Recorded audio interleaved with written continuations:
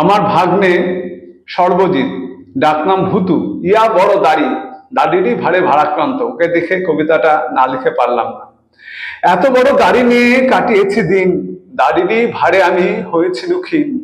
ছিল না মনের সুখ, ছিল না গতর, দাড়িরই মোহে আমি ছিলাম কাতর। দাড়ি ছিল ধ্যান জ্ঞান, দাড়ি ছিল প্রেম, দাড়িরই দড়া ধরে মেখেছিল হেম। দাড়িতে হারানো আমি দিবস বাসর, দাড়িকেই ঘিরে আমি বাঁধিনু আসর। শরীরের প্রতি মোহ চলে গেল পল, দাড়ি শুধু টিকে গেল জড়ো হয়ে বল।